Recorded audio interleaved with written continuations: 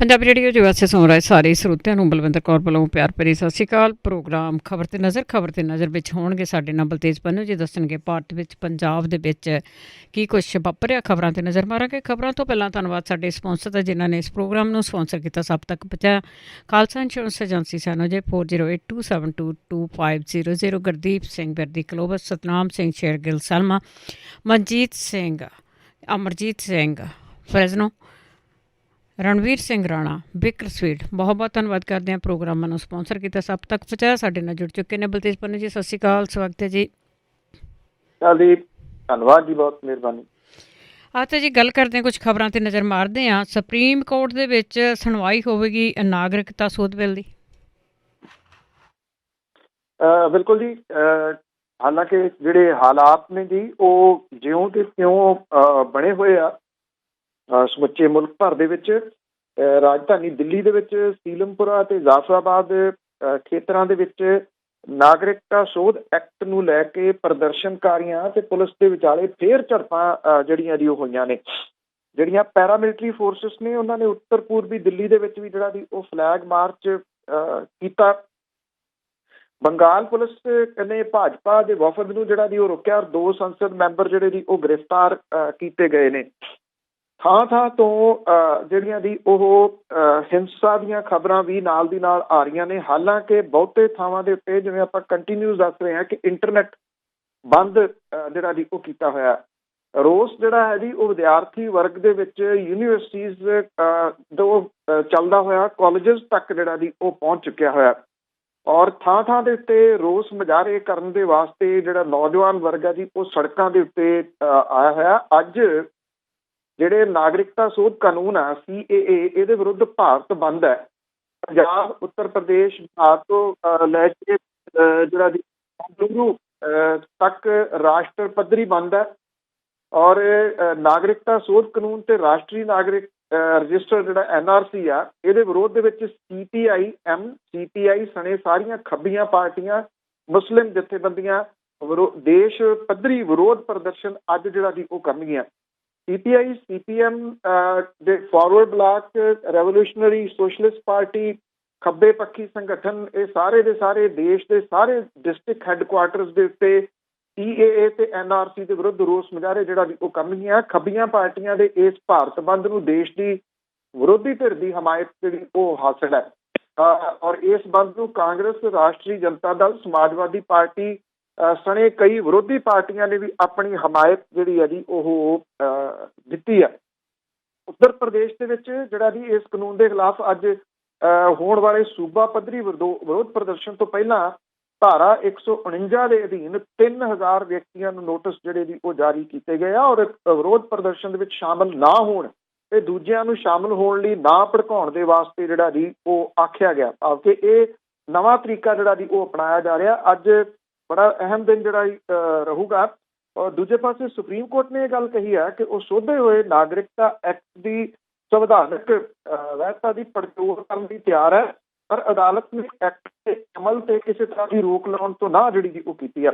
Supreme court ਨੇ ਨਾਗਰਿਕਤਾ ਸੋਧ ਐਕਟ ਨੂੰ ਚੁਣੌਤੀ ਦਿੰਦੀਆਂ ਪਟੀਸ਼ਨਾਂ ਵਿੱਚ ਕੇਂਦਰ ਸਰਕਾਰ ਨੂੰ ਨੋਟਿਸ ਜਿਹੜਾ ਜੀ ਉਹ ਜਾਰੀ ਕੀਤਾ ਹੈ। Chief justice S.A. ਬੋਬੜੇ ਤੇ ਜਸਟਿਸ B.R. ਗਵਈ ਤੇ ਸੂਰਿਆਕਾਂਤ ਦੀ ਸ਼ਮੂਲੀਅਤ ਵਾਲੇ ਬੈਂਚ ਨੇ ਇਹ ਗੱਲ ਕਹੀ ਹੈ ਕਿ ਉਹ ਇੰਡੀਅਨ ਯੂਨੀਅਨ ਮੁਸਲਿਮ ਲੀਗ ਤੇ ਕਾਂਗਰਸ ਦੇ ਆਗੂ ਜੈਰਾਮ ਰਮੇਸ਼ ਦੇ ਵੱਲੋਂ ਦਾਇਰ ਪਟੀਸ਼ਨਾਂ ਸਣੇ ਕੁੱਲ 59 ਪਟੀਸ਼ਨਾਂ ਦੇ ਉੱਤੇ 22 ਜਨਵਰੀ ਨੂੰ ਸੁਣਵਾਈ ਜਿਹੜੀ ਹੈ ਜੀ ਉਹ ਕਰੂਗੀ ਜੀ। ਤੇ ਅੱਗੇ ਗੱਲ ਕਰਦੇ ਹਾਂ ਨਿਰਭਇਆ ਕਾਂਡ ਦੀ। ਉਹਨਾਂ ਜਿਹੜੇ ਦੋਸ਼ੀ ਹੈਗੇ ਆ, ਰਾਹ ਤੇ ਪੱਧਰਾ ਹੋ ਗਿਆ ਉਹਨਾਂ ਦੀ ਫਾਂਸੀ ਦਾ, ਪਰ ਕੋਈ ਆਰਡਰ ਉੱਥੋਂ ਨਹੀਂ ਆਇਆ, ਕੋਈ ਵਾਰੰਟ ਜਾਰੀ ਨਹੀਂ ਹੋਇਆ। ਬਿਲਕੁਲ ਜੀ। ਐਕਚੁਅਲੀ ਇਹ ਮਾਮਲਾ ਕਈ ਸਾਲਾਂ ਤੋਂ ਵੈਸੇ ਜਿਹੜਾ ਜੀ ਉਹ ਲਟਕ ਰਿਹਾ। ਇਹ ਕਾਨੂੰਨੀ ਚਾਰਜ ਹੋਈਆਂ ਨੇ, ਵੈਸੇ ਉਹ ਵੀ ਪੂਰੀਆਂ ਜਿਹੜੀਆਂ ਜੀ ਉਹ ਹੋਣੀਆਂ ਚਾਹੀਦੀਆਂ ਨੇ, ਪਰ ਜਿਸ ਕਿਸਮ ਦੇ ਨਾਲ ਇਹਦੇ ਵਿੱਚ ਜਿਹੜੀ ਜੀ ਅੜਚਨ ਪੈ ਰਹੀ ਆ, ਉਹ ਫਿਰ ਜਿਹੜੇ ਜੀ ਕਿੰਤੂ ਪ੍ਰੰਤੂ ਜਿਹੜੇ ਨੇ ਉਹ ਉੱਠ ਰਹੇ ਨੇ ਇੱਕ ਵਾਰੀ ਫਿਰ ਅਦਾਲਤੀ ਸਿਸਟਮ ਦੇ ਉੱਤੇ। ਖਾਸ ਤੌਰ ਤੇ ਇਸ ਮਾਮਲੇ ਦੇ ਵਿੱਚ ਜਿਹੜੇ ਸਜ਼ਾ ਯਾਫਤਾ 4 ਇੱਥੇ ਮੁਜਰਮਾਂ ਦੇ ਵਿੱਚੋਂ ਇੱਕ ਦੇ ਵੱਲੋਂ ਦਾਇਰ ਕੀਤੀ ਗਈ ਰਿਵਿਊ ਪਟੀਸ਼ਨ ਜਿਹੜੀ ਹੈ ਜੀ ਉਹਨੂੰ ਖਾਰਜ ਕਰ ਦਿੱਤਾ ਗਿਆ। ਸਾਲ 17 ਦੇ ਵਿੱਚ ਸੁਣਾਈ ਮੌਤ ਦੇ ਸਜ਼ਾ ਦੇ ਫੈਸਲੇ ਨੂੰ ਬਰਕਰਾਰ ਸੁਪਰੀਮ ਕੋਰਟ ਨੇ ਰੱਖਿਆ। ਦਿੱਲੀ ਦੀ ਪਟਿਆਲਾ ਕੋਰਟ ਦੇ ਵੱਲੋਂ ਜਾਰੀ 2 ਹਫ਼ਤਿਆਂ ਦੇ ਨੋਟਿਸ ਤੋਂ ਬਾਅਦ ਤਿਹਾੜ ਜੇਲ੍ਹ ਪ੍ਰਸ਼ਾਸਨ ਨੇ ਜੇਲ੍ਹ ਦੇ ਵਿੱਚ ਬੰਦ 4 ਦੋਸ਼ੀਆਂ ਨੂੰ 7 ਦਿਨਾਂ ਦੇ ਅੰਦਰ ਰਾਸ਼ਟਰਪਤੀ ਦੇ ਕੋਲੇ ਰਹਿਮ ਦੀ ਅਪੀਲ ਦਾਖਲ ਕਰਨ ਲਈ ਕਿਹਾ। ਪਟਿਆਲਾ ਕੋਰਟ ਨੇ ਜੇਲ੍ਹ ਪ੍ਰਸ਼ਾਸਨ ਨੂੰ ਜਾਰੀ ਕੀਤੇ ਨੋਟਿਸ ਦੇ ਵਿੱਚ ਮੁਜਰਮਾਂ ਦੇ ਵੱਲੋਂ ਰਹਿਮ ਦੀ ਅਪੀਲ ਦਾਖਲ ਕਰਨ ਸੰਬੰਧੀ ਸਥਿਤੀ ਸਪਸ਼ਟ ਕਰਨ ਲਈ ਕਿਹਾ ਸੀਗਾ। ਹੇਠਲੀ ਅਦਾਲਤ ਨੇ 7 ਜਨਵਰੀ ਤੱਕ ਮੌਤ ਦੇ ਵਾਰੰਟ ਜਾਰੀ ਕਰਨ ਤੋਂ ਨਾ ਜਿਹੜੀ ਹੈ ਜੀ ਉਹ ਕੀਤੀ ਹੈ। ਇਹ ਜਿਹੜੇ ਜੀ ਦਿੱਲੀ ਸਰਕਾਰ ਦੇ ਵੱਲੋਂ ਦਾਇਰ ਕੀਤੀ ਗਈ ਪਟੀਸ਼ਨ ਦੇ ਉੱਤੇ ਹੁਕਮ ਜਿਹੜੇ ਕੀਤੇ ਆ, ਜਿਹਦੇ ਵਿੱਚ ਜਿਹੜੀ ਇਹ ਸਰਕਾਰ ਹੈ ਜੀ ਉਹਨੇ ਤੇ ਮੁਜਰਮਾਂ ਦੇ ਖਿਲਾਫ ਮੌਤ ਦੇ ਵਾਰੰਟ ਜਾਰੀ ਕਰਨ ਦੀ ਮੰਗ ਕੀਤੀ ਸੀਗੀ ਜੀ। 7 ਜਨਵਰੀ ਨੂੰ ਅਗਲੀ ਸੁਣਵਾਈ ਜਿਹੜੀ ਜੀ ਉਹ ਹੋਊਗੀ। ਜਿਹੜਾ ਇਹਦੇ ਵਿੱਚ ਦੋਸ਼ੀ ਹੈ ਅਕਸ਼ੇ ਕੁਮਾਰ ਸਿੰਘ, ਉਹਦੇ ਵੱਲੋਂ ਦਾਇਰ ਪਟੀਸ਼ਨ ਤੇ ਆਏ ਫੈਸਲੇ ਦੇ ਨਾਲ ਸੁਪਰੀਮ ਕੋਰਟ ਦੇ ਵੱਲੋਂ ਇਸ ਕੇਸ ਦੇ ਵਿੱਚ ਮੌਤ ਦੀ ਸਜ਼ਾ ਯਾਫਤਾ 4 ਮੁਜਰਮਾਂ ਦੀਆਂ ਨਜ਼ਰਸਾਨੀ ਜਿਹੜੀਆਂ ਪਟੀਸ਼ਨਾਂ ਸੀਗੀਆਂ, ਰਿਵਿਊ ਪਟੀਸ਼ਨ, ਉਹ ਖਾਰਜ ਹੋ ਗਈਆਂ ਨੇ। ਔਰ ਹੁਣ ਇਹਨਾਂ ਦੇ ਕੋਲੇ ਸੁਪਰੀਮ ਕੋਰਟ ਦੇ ਵਿੱਚ ਜਿਹੜੀ ਕਿਊਰੇਟਿਵ ਪਟੀਸ਼ਨ ਦਾਖਲ ਕਰਨ ਦਾ ਆਖਰੀ ਕਾਨੂੰਨ ਜਿਹੜਾ ਬਦਲ ਜਿਹੜਾ ਉਹ ਬਚਿਆ। ਔਰ ਇਸ ਤਰ੍ਹਾਂ ਦੀਆਂ ਪਟੀਸ਼ਨਾਂ ਦੇ ਉੱਤੇ ਆਮ ਕਰਕੇ ਚੈਂਬਰ ਦੇ ਵਿੱਚ ਹੀ ਸੁਣਵਾਈ ਜਿਹੜੀ ਜੀ ਉਹ ਹੁੰਦੀ ਆ। ਸੁਪਰੀਮ ਕੋਰਟ ਨੇ ਪਿਛਲੇ ਸਾਲ 9 ਜੁਲਾਈ ਨੂੰ ਕੇਸ ਤੇ 3 ਹੋਰ ਮੁਜਰਮਾਂ ਮੁਕੇਸ਼, ਪਵਨ ਗੁਪਤਾ, ਵਿਨੇ ਸ਼ਰਮਾ ਦੇ ਵੱਲੋਂ ਦਾਇਰ ਕੀਤੀ ਗਈ ਜਿਹੜੀ ਰਿਵਿਊ ਪਟੀਸ਼ਨ ਸੀ, ਉਹਨੂੰ ਇਹ ਕਹਿੰਦੇ ਖਾਰਜ ਜਿਹੜਾ ਕਰਤਾ ਸੀਗਾ ਕਿ ਇਹਨਾਂ ਦਾ ਕੋਈ ਆਧਾਰ ਜਿਹੜਾ ਜੀ ਉਹ ਨਹੀਂ ਬਣਦਾ। ਹੁਣ ਸਵਾਲ ਜਿਹੜਾ ਜੀ ਫਿਰ ਉਹੀ ਉੱਠੂਗਾ ਕਿ ਜਿਹੜੀ ਇੱਕ ਇਹਨਾਂ ਕੋਲੇ ਸੁਪਰੀਮ ਕੋਰਟ ਦੇ ਵਿੱਚ ਜਿਹੜਾ ਜੀ ਉਹ ਮੌਜੂਦ ਹੈ ਇਕਰਾ, ਤੇ ਦੂਸਰਾ ਰਾਸ਼ਟਰਪਤੀ ਦੇ ਕੋਲੇ ਰਹਿਮ ਦੀ ਅਪੀਲ ਜਿਹੜੀ ਜੀ ਉਹ ਮੌਜੂਦ ਹੈ। ਬਿਲਕੁਲ ਜੀ, ਉਹ ਵੀ ਕਰ ਲੈਣਗੇ। ਬਚਣ ਦੇ ਟਕਵੰਜ ਤਾਂ ਹੈਗੇ ਆ, ਉਹ ਕਰਨਗੇ ਜ਼ਰੂਰ। ਤੇ ਅੱਗੇ ਗੱਲ ਕਰਦੇ ਹਾਂ, ਵੱਡੇ ਢੀਂਡਸਾ ਦੇ ਵੱਲੋਂ ਛੋਟੇ ਬਾਦਲ ਤੇ ਹਮਲੇ ਜਾਰੀ ਹੋ ਰਹੇ ਆ। ਬਿਲਕੁਲ ਜੀ, ਇਹ ਮਾਮਲਾ ਜਿਹੜਾ ਜੀ ਉਹ ਅਕਾਲੀ ਦਲ ਦੇ ਵਾਸਤੇ ਔਰ ਬਾਦਲ ਪਰਿਵਾਰ ਦੇ ਵਾਸਤੇ ਜਿਹੜੀ ਹੈ ਜੀ ਉਹ ਮੁਸ਼ਕਲ ਬਿਨਾਂ ਸ਼ੱਕ ਬਣਦਾ ਜਿਹੜਾ ਜੀ ਉਹ ਜਾ ਰਿਹਾ।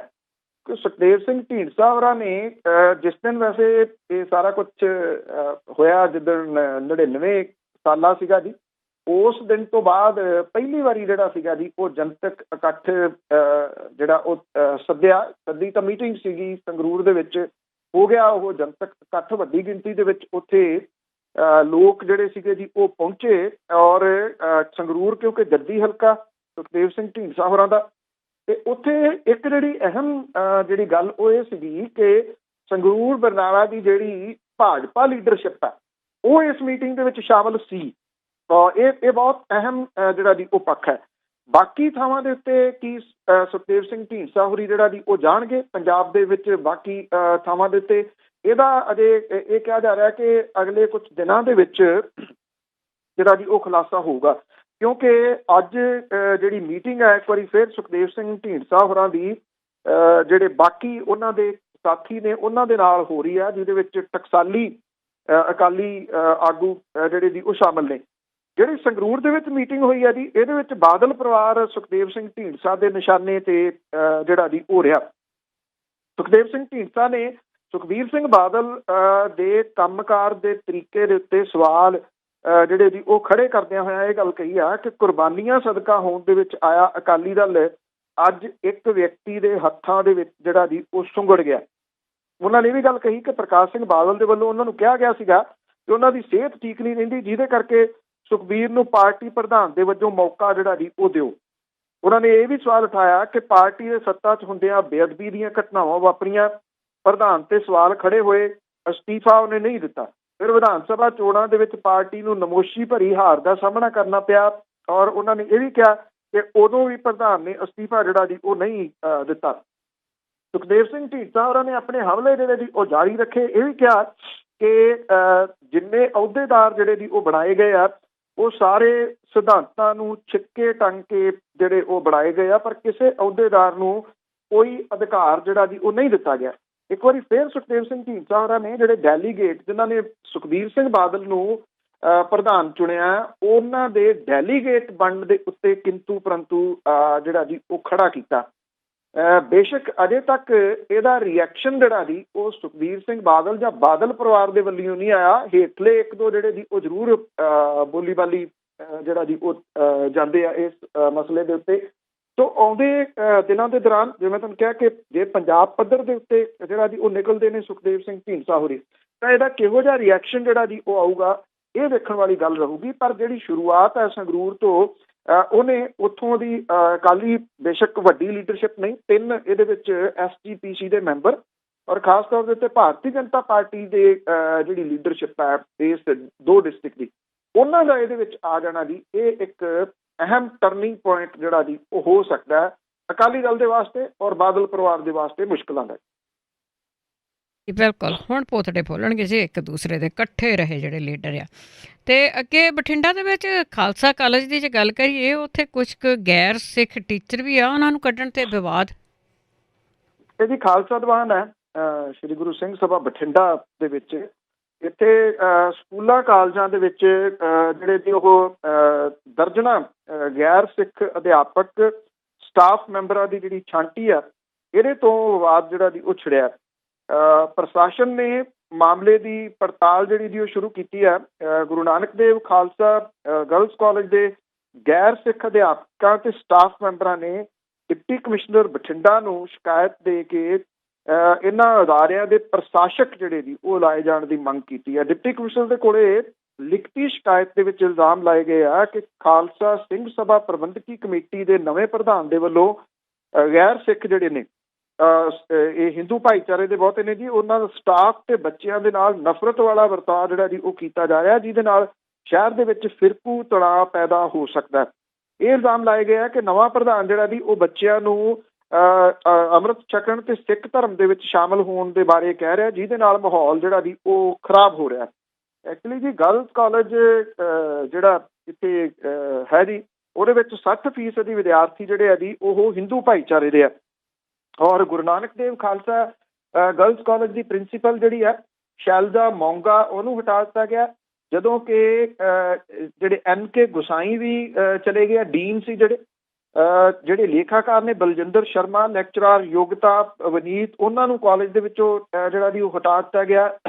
ਡਾਟਾ ਸੈਕਟਰੀ ਤੱਕ ਜਿਹੜੇ ਸੀਗੇ ਜੀ ਉਹਨਾਂ ਨੂੰ ਹਟਾ ਦਿੱਤਾ ਗਿਆ ਜੀ। 2 ਹੋਰ ਸਟਾਫ ਮੈਂਬਰ ਨੇ ਜਿਨ੍ਹਾਂ ਨੇ ਕਾਲਜ ਆਪ ਜਿਹੜਾ ਜੀ ਉਹ ਛੱਡ ਦਿੱਤਾ।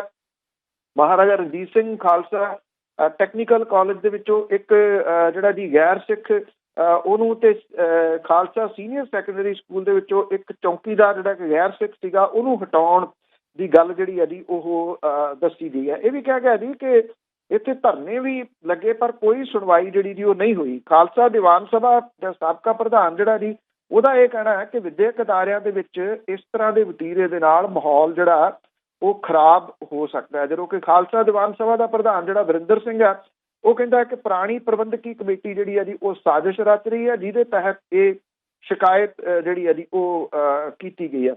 ਉਹਨੇ ਇਹ ਵੀ ਗੱਲ ਜਿਹੜੀ ਹੈ ਜੀ ਕਹੀ ਆ ਕਿ ਪੁਰਾਣੀ ਕਮੇਟੀ ਦੇ ਵੱਲੋਂ ਬੇਲੋੜੀਆਂ ਤਨਖਾਹਾਂ ਦੇਣ ਤੇ ਕੁਝ ਮੈਂਬਰ ਜਿਹੜੇ ਜੀ ਹਟਾਏ ਗਏ ਨੇ, ਕੋਈ ਵਿਤਕਰਾ ਕਿਸੇ ਦੇ ਨਾਲ ਜਿਹੜਾ ਜੀ ਉਹ ਨਹੀਂ ਕੀਤਾ ਗਿਆ। ਜ਼ਿਆਦਾ ਮੈਂਬਰ ਜਿਹੜਾ ਉਹ ਖੁਦ ਛੱਡ ਕੇ ਜਿਹੜਾ ਜੀ ਉਹ ਚਲੇ ਗਏ ਆ, ਪਰ ਉਹਦੀ ਗੱਲ ਦੇ ਵਿੱਚ ਦਮ ਜਿਹੜਾ ਜੀ ਉਹ ਨਹੀਂ ਲੱਗਦਾ। ਅਜਿਹੀ ਜਿਹੜੀ ਨਫ਼ਰਤ ਹੈ ਪੰਜਾਬ ਦੇ ਵਿੱਚ ਪਹਿਲਾਂ ਕਦੇ ਕਿਸੇ ਅਦਾਰੇ ਦੇ ਵਿੱਚ ਜਿਹੜੀ ਉਹ ਵੇਖਣ ਨੂੰ ਨਹੀਂ ਮਿਲੀ, ਜਿਹੋ ਜੀ ਜਿਹਨੇ ਇਹ ਚਰਚਾ ਜਿਹੜੀ ਉਹ ਛੇੜ ਦਿੱਤੀ। ਔਰ ਖਾਸ ਤੌਰ ਉੱਤੇ ਹੁਣ ਕਿਉਂਕਿ ਇਹਦੀ ਸ਼ਿਕਾਇਤ ਡਿਪਟੀ ਕਮਿਸ਼ਨਰ ਦੇ ਕੋਲੇ ਹੋ ਗਈ ਆ, ਤੇ ਜੇ ਕੱਲ੍ਹ ਨੂੰ ਉਹ ਇਹਦੇ ਸੰਬੰਧੀ ਜੇਕਰ ਜੀ ਇੱਥੇ ਪ੍ਰਸ਼ਾਸਕ ਲਾ ਦਿੰਦੇ ਆ, ਫਿਰ ਜਿਹੜਾ ਜੀ ਇਹ ਇੱਕ ਨਵਾਂ ਵਿਵਾਦ ਇਹਦੇ ਉੱਤੇ ਛਿੜ ਸਕਦਾ ਜੀ। ਜੀ ਤੇ ਅੱਗੇ ਗੱਲ ਕਰਦੇ ਹਾਂ ਦਵਿੰਦਰਪਾਲ ਸਿੰਘ ਭੁੱਲਰ ਦੀ। ਉਸ ਦਾ ਪਰਿਵਾਰ ਸੁਪਰੀਮ ਕੋਰਟ ਦੇ ਫੈਸਲੇ ਤੋਂ ਚਿੰਤਤ ਆ, ਜਿਹੜਾ ਉਹਨਾਂ ਨੇ ਉਥਲ ਪੁਥਲ ਕੀਤੀ ਹੈ।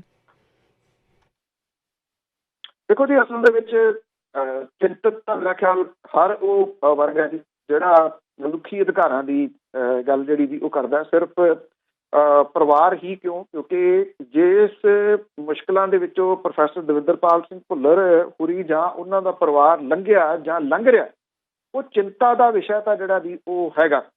ਇੱਥੇ ਮਨਿੰਦਰਜੀਤ ਸਿੰਘ ਬਿੱਟਾ ਵਰਗੇ ਜਿਹੜੇ ਨੇ ਜੀ, ਉਹਨਾਂ ਦੀ ਕਿਉਂਕਿ ਰੋਜ਼ੀ ਰੋਟੀ ਇਹਨਾਂ ਚੀਜ਼ਾਂ ਦੇ ਉੱਤੇ ਜਿਹੜੀ ਜੀ ਉਹ ਚੱਲਦੀ ਹੈ, ਜਿਹਦੇ ਕਰਕੇ ਉਹ ਇਸ ਮਾਮਲੇ ਨੂੰ ਸੁਪਰੀਮ ਕੋਰਟ ਦੇ ਵਿੱਚ ਲੈ ਗਿਆ ਜੀ। ਕਿਉਂਕਿ ਭਾਵੇਂ ਕੋਈ ਵੀ ਆ, ਉਹਨੂੰ ਕਮ ਸੇ ਕਮ ਹਿਊਮਨ ਰਾਈਟਸ ਦੇ ਵਾਸਤੇ ਤਾਂ ਕੁਛ ਜਿਹੜਾ ਜੀ ਉਹ ਸੋਚਣਾ ਜ਼ਰੂਰ ਬਣਦਾ। ਸੁਪਰੀਮ ਕੋਰਟ ਦੇ ਵੱਲੋਂ ਪ੍ਰੋਫੈਸਰ ਦਵਿੰਦਰਪਾਲ ਸਿੰਘ ਭੁੱਲਰ ਹੋਰਾਂ ਦੀ ਰਿਹਾਈ ਜਿਹੜੀ ਆ ਜੀ, ਇਹਨੂੰ ਰੋਕੇ ਜਾਣ ਦੇ ਉੱਤੇ ਬੇਸ਼ੱਕ ਕੁਝ ਜਥੇਬੰਦੀਆਂ ਜਿਹੜੀਆਂ ਜੀ ਉਹ ਸੁਪਰੀਮ ਕੋਰਟ ਦੇ ਵਿੱਚ ਜਾਣ ਦਾ ਮਨ ਜਿਹੜਾ ਉਹ ਬਣਾ ਰਹੀਆਂ ਨੇ ਔਰ ਉਹ ਇਹਨੂੰ ਚੈਲੰਜ ਕਰਨਗੀਆਂ ਇਸ ਫੈਸਲੇ ਨੂੰ। ਮੈਂ ਕੱਲ ਵੀ ਗੱਲ ਕੀਤੀ ਸੀਗੀ ਕਿ ਅਜੇ ਇਹ ਨਹੀਂ ਕਿਹਾ ਜਾ ਸਕਦਾ ਕਿ ਇਹ ਉਹਨਾਂ ਨੂੰ ਪੱਕਾ ਰੱਖਿਆ ਜਾਊਗਾ। ਹਾਂ, ਸੁਣਵਾਈ ਇਹਦੇ ਉੱਤੇ ਜਿਹੜਾ ਜੀ ਹੋਊਗੀ। ਆਈ ਥਿੰਕ ਇਸ ਮਾਮਲੇ ਦੇ ਉੱਤੇ ਜਿਹੜੇ ਚੰਗੇ ਵਕੀਲ ਆ ਜੀ ਉਹ ਕਰਕੇ ਇਹਦਾ ਸਾਹਮਣਾ ਜਿਹੜਾ ਉਹ ਕਰਨਾ ਚਾਹੀਦਾ, ਕਿਉਂਕਿ ਜੇ ਪੁਰਾਣੇ ਰਿਕਾਰਡ ਦੀ ਆਪਾਂ ਸਾਰੇ ਓਵਰਆਲ ਦੀ ਗੱਲ ਕਰੀਏ ਤਾਂ ਇਹ ਕੇਸ ਜਿਹੜਾ ਜੀ ਜਿੱਤਣਾ ਔਖਾ ਨਹੀਂ ਹੈਗਾ ਜੀ, ਜੇ ਆਪਾਂ ਸਾਰੀਆਂ ਜੋ ਕੁਝ ਵੀ ਪਿਛਲੇ ਸਮੇਂ ਦੇ ਦੌਰਾਨ ਜਿਹੜਾ ਜੀ ਉਹ ਹੋਇਆ।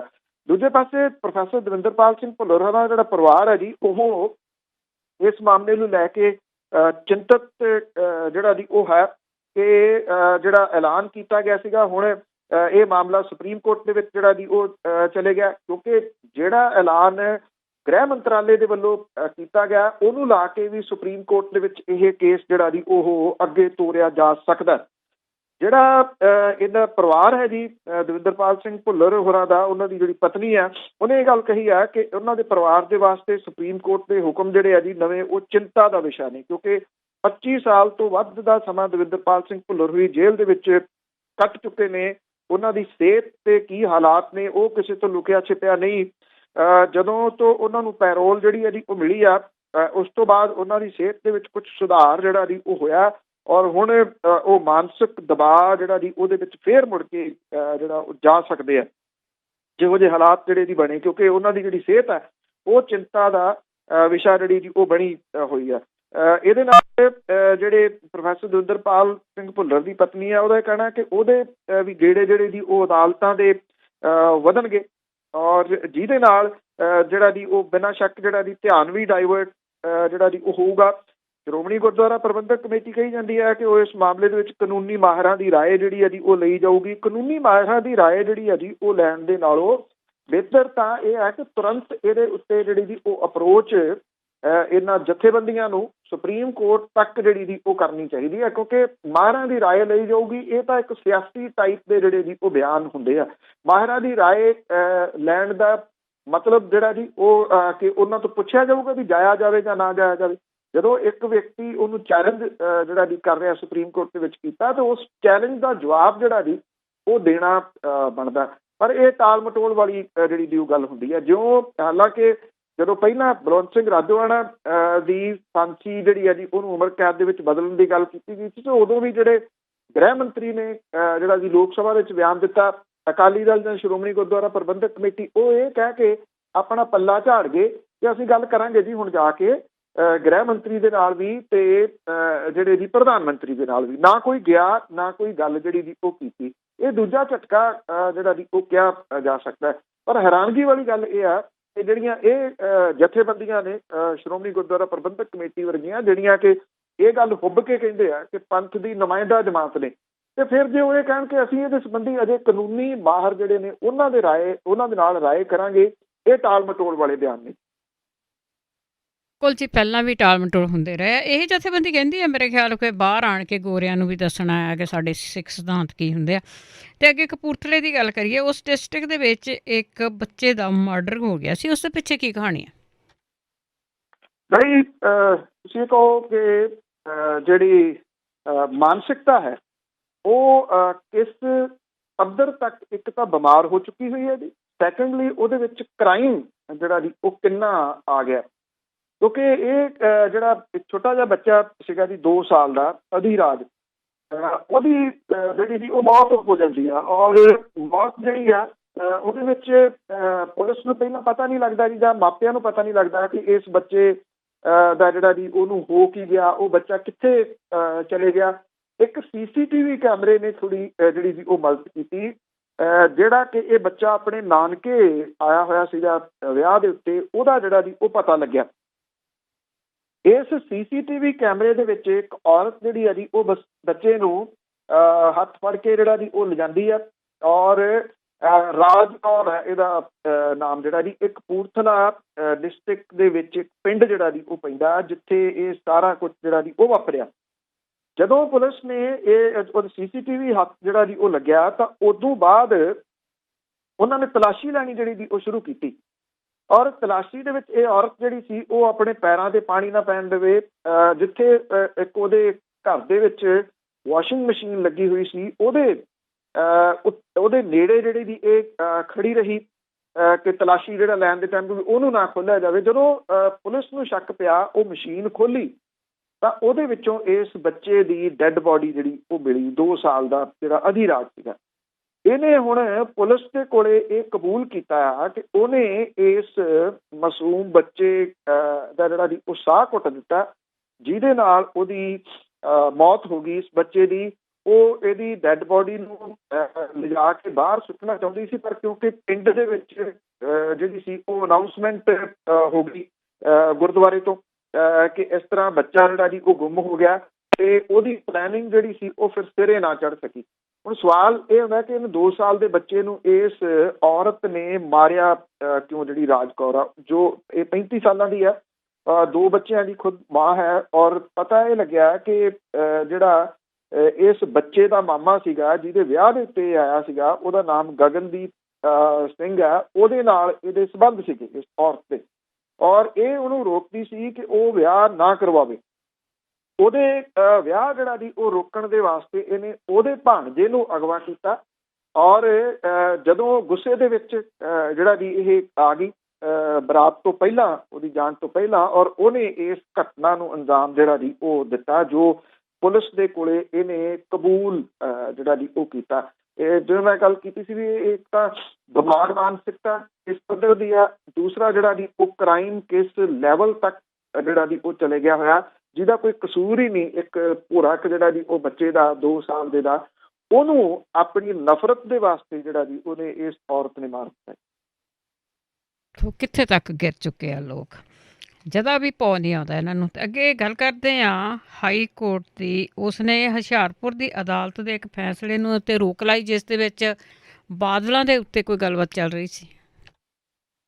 ਐਕਚੁਅਲੀ ਜੀ ਇਹ 2 ਸੰਵਿਧਾਨ ਰੱਖਣ ਵਾਲਾ ਮਾਮਲਾ ਹੈ, ਬੜੀ ਦੇਰ ਤੋਂ ਜਿਹੜਾ ਦੀ ਉਹ ਚੱਲ ਰਿਹਾ ਇਹ, ਔਰ ਇਹਦਾ ਕੁਛ ਜਿਹੜਾ ਦੀ ਉਹ ਨਿਕਲੂਗਾ ਜਾਂ ਨਹੀਂ, ਇਹ ਇੱਥੋਂ ਜਿਹੜਾ ਦੀ ਅੰਦਾਜ਼ਾ ਲਾਇਆ ਜਾ ਸਕਦਾ ਕਿ ਅੱਗੇ ਤੋਂ ਅੱਗੇ, ਕਿਉਂਕਿ ਚੋਰ ਮੋਰੀਆਂ ਇਹਨਾਂ ਨੂੰ ਵੀ ਪਤਾ। ਇਹ ਅਸਲ ਦੇ ਵਿੱਚ ਮਾਮਲਾ ਸੋਸ਼ਲਿਸਟ ਪਾਰਟੀ ਆਫ ਇੰਡੀਆ ਦੇ ਉਪ ਪ੍ਰਧਾਨ ਨੇ ਬਲਵੰਤ ਸਿੰਘ ਖੇੜਾ, ਉਹਨੇ ਹੁਸ਼ਿਆਰਪੁਰ ਦੀ ਅਦਾਲਤ ਦੇ ਵਿੱਚ ਦੇਰ ਤੋਂ ਜਿਹੜਾ ਦੀ ਇਹ ਮਾਮਲਾ ਚੁੱਕਿਆ ਹੋਇਆ, ਔਰ ਪਿਛਲੇ ਦਿਨੀ ਹੁਸ਼ਿਆਰਪੁਰ ਦੀ ਅਦਾਲਤ ਨੇ ਪ੍ਰਕਾਸ਼ ਸਿੰਘ ਬਾਦਲ, ਸੁਖਬੀਰ ਸਿੰਘ ਬਾਦਲ ਤੇ ਦਲਜੀਤ ਸਿੰਘ ਚੀਮਾ ਦੇ ਖਿਲਾਫ ਪਾਰਟੀ ਦੇ 2 ਵਿਧਾਨ ਰੱਖਣ ਦੇ ਤਹਿਤ ਸਾਜ਼ਿਸ਼ ਕਰਨ, ਧੋਖਾ ਤੇ ਹੀ ਜਾਲਸਾਜ਼ੀ ਦਾ ਕੇਸ ਜਿਹੜਾ ਜੀ ਉਹ ਕੀਤਾ ਹੋਇਆ। ਇਹਨੇ ਜਿਹੜਾ ਜੀ ਇਹ ਸੰਮਨ ਜਾਰੀ ਕੀਤੇ ਸੀਗੇ, ਔਰ 3 ਦਸੰਬਰ ਨੂੰ ਪੇਸ਼ ਹੋਣ ਦੇ ਵਾਸਤੇ ਸੰਮਨ ਜਿਹੜੇ ਉਹ ਜਾਰੀ ਕੀਤੇ ਸੀਗੇ 3 ਜਾਣਿਆਂ ਨੂੰ, ਪ੍ਰਕਾਸ਼ ਸਿੰਘ ਬਾਦਲ, ਸੁਖਬੀਰ ਸਿੰਘ ਬਾਦਲ ਤੇ ਦਲਜੀਤ ਸਿੰਘ ਚੀਮਾ ਨੂੰ। ਹੁਣ ਪੰਜਾਬ ਹਰਿਆਣਾ ਹਾਈ ਕੋਰਟ ਨੇ ਹੁਸ਼ਿਆਰਪੁਰ ਕੋਰਟ ਦੇ ਹੁਕਮ ਦੇ ਉੱਤੇ ਸਟੇ ਜਿਹੜਾ ਉਹ ਲਾਤਾ, ਜਿਹਦੇ ਤਹਿਤ ਇਹਨਾਂ 3 ਜਾਣਿਆਂ ਨੂੰ ਜਿਹੜੇ ਜੀ ਉਹ ਸੰਮਨ ਜਾਰੀ ਕੀਤੇ ਗਏ ਸੀ। ਹਾਈ ਕੋਰਟ ਦੀ ਬੈਂਚ ਨੇ ਹੇਠਲੀ ਅਦਾਲਤ ਦੀ ਜੱਜ ਜਿਹੜੇ ਆ ਜੀ ਉਹਨਾਂ ਤੋਂ ਜਵਾਬ ਮੰਗਿਆ ਕਿ ਜਦੋਂ ਪ੍ਰਕਾਸ਼ ਸਿੰਘ ਬਾਦਲ ਮੁੱਖ ਅਪਰਾਧਿਕ ਸ਼ਿਕਾਇਤ ਦੇ ਵਿੱਚ ਜਿਹੜਾ ਜੀ ਉਹ ਧਿਰ ਨਹੀਂ ਬਣਾਏ ਤਾਂ ਉਹਨਾਂ ਨੂੰ ਸੰਮਨ ਇਹ ਕਿਵੇਂ ਜਾਰੀ ਹੋ ਗਿਆ।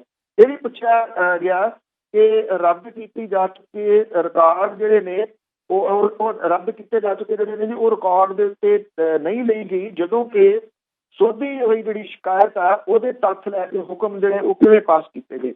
ਹਾਈ ਕੋਰਟ ਦੇ ਜਸਟਿਸ ਜਿਹੜੇ ਨੇ ਜੀ ਉਹਨੇ ਸਿੰਘ ਬਾਦਲ, ਸੁਖਬੀਰ ਸਿੰਘ ਬਾਦਲ ਤੇ ਦਲਜੀਤ ਸਿੰਘ ਚੀਮਾ ਦੇ ਵੱਲੋਂ ਹਾਈ ਕੋਰਟ ਦੇ ਵਿੱਚ ਦਾਇਰ ਕੀਤੀ ਗਈ ਅਪੀਲ ਦੇ ਉੱਤੇ ਇਹ ਹੁਕਮ ਜਿਹੜੇ ਆ ਜੀ ਉਹ ਦਿੱਤੇ ਆ। ਹੁਣ ਜਿਹੜੇ ਹੁਸ਼ਿਆਰਪੁਰ ਦੇ ਜੱਜ ਨੇ ਜੀ ਉਹ ਇਹਦਾ ਜਵਾਬ ਦੇਣਗੇ ਕਿ ਉਹਨਾਂ ਨੇ ਇਹ ਸੰਮਨ ਜਿਹੜੇ ਸੀ ਉਹ ਕਿਵੇਂ ਕੀਤੇ। ਇਹ ਵੈਸੇ ਮਾਮਲਾ ਕੋਈ 5-7 ਮਹੀਨਿਆਂ ਦਾ ਨਹੀਂ, ਬਲਕਿ 5-7 ਸਾਲਾਂ ਤੋਂ ਵੀ ਜ਼ਿਆਦਾ ਟਾਈਮ ਇਹਨੂੰ ਜਿਹੜਾ ਜੀ ਹੋ ਗਿਆ, ਇਸ ਸਭ ਕਾਸੇ ਨੂੰ ਚੱਲ ਰਿਹਾ ਹੋਇਆ ਜੀ।